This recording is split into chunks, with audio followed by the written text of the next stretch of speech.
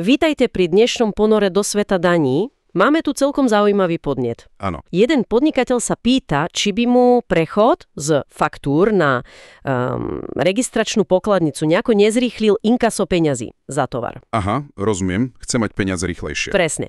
Ale narazil na otázku limitov. Teda, aké sú vlastne tie limity pre pokladničné doklady, aby si ich, viete, odberatelia mohli použiť na odpočet DPH. Jasné. Tak sa pozrieme práve na tieto finančné stropy na Slovensku a hlavne na jednu dosť zásadnú zmenu, ktorá prišla nedávno. Áno, áno. Celé sa to točí okolo zákona o DPH však. Konkrétne paragraf 74. Áno. Ten vlastne hovorí, kedy doklad z e-kasy, teda viete, online alebo virtuálnej registračnej pokladnice, môže slúžiť ako taká zjednodušená faktúra. A tie majú svoje limity. Presne tak. Tieto zjednodušené faktúry, čiže doklady s menej údajmi, majú svoje finančné stropy. Dobre, tak si možno najprv pripomeníme, ako to bolo doteraz. Teda do konca roku 2024. Tam to bolo rôzne, nie? Áno, bolo to trochu komplikovanejšie. Mali sme vlastne dva limity. Dva. Áno. Pri platbe v hotovosti bol ten strop pre zjednodušenú faktúru 1000 eur.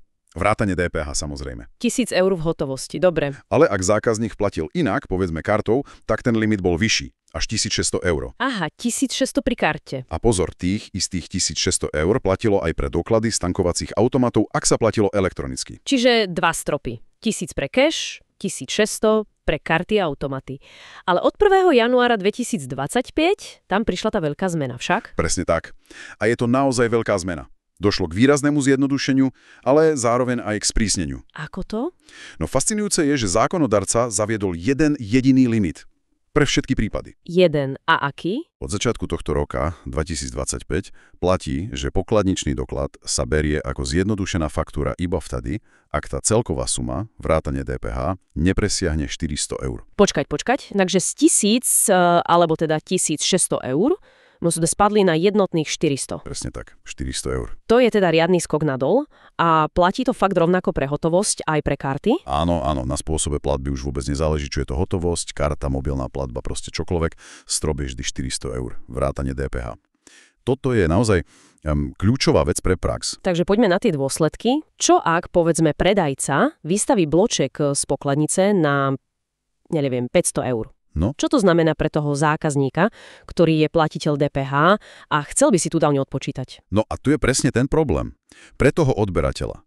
Takýto doklad, ktorý je na tých 400 eur, už jednoducho nespĺňa podmienky tej zjednodušenej faktúry podľa zákona o DPH. Čiže hlavný dôsledok je, že odberateľ si z neho nemôže uplatniť odpočítanie dane. Ten nárok, ako ho popisuje paragraf 51 zákona o DPH, mu na základe takéhoto príliš vysokého bločku proste nevzniká. Rozumiem. Takže bloček nad 400 eur a platiteľ DPH má smolu s odpočtom. Au. Existuje aspoň nejaká náplasť na toto? No, taká malá áno, aj keď samozrejme je menej výhodná. Lepšie ako nič možno. Presne. Ak už k takej chybe dôjde a ten doklad sa nejako neopraví, tá DPH, ktorú si odberateľ nemohol odpočítať, nemusí byť úplne stratená. A čo s ňou? Podľa zákona o daní z príjmov, myslím, že je to paragraf 19, si ju môže zahrnúť aspoň do daňových výdavkov alebo nákladov. Aha, čiže nie je to úplne preč, ale stále je to menej výhodné ako ten plný odpočet DPH však. Určite áno. Je to len náklad, nie priamy odpočet dane. Takže áno, lepšie sa tomu vyhnúť. Jasné. A keď už sme pri tej zjednodušenej faktúre, teda tom bločku do 400 eur, čo presne na ňom nemusí byť oproti takej tej klasickej veľkej faktúre? No, tá výhoda zjednodušenej faktúre práve v tom, že nemusí obsahovať údaje o odberateľovi. Meno, adresa, IČ DPH. Presne. Toto tam nemusí byť. A takisto tam nemusí byť povinne uvedená jednotková cena, bez dane a ani ten rozpis základu dane podľa jednotlivých sadzieb. Ale ostatné veci áno. Samozrejme. Identifikácia dodávateľa, dátum, čo sa predalo alebo dodalo a celková suma to tam byť musí. To je jasné. Takže, ak by som to mal nejako zvrnúť, kľúčové je pamätať si ten nový jednotný limit. 400 eur vrátane DPH. Platí od roku 2025. Áno. A vedieť, že jeho prekročenie znamená pre odberateľa, ak je platiteľ DPH, stratu nároku na odpočet dane z toho konkrétneho dokladu. Čo pre toho nášho podnikateľa z úvodu znamená? No, pre neho to znamená, že ak predáva tovar s hodnotou nad tých 400 eur a jeho zákazníci sú často platitelia DPH, tak len pokladničný doklad už stačiť nebude. Na odpočet DPH budú potrebovať plnohodnotnú faktúru. Bude musieť zvážiť, ako to riešiť.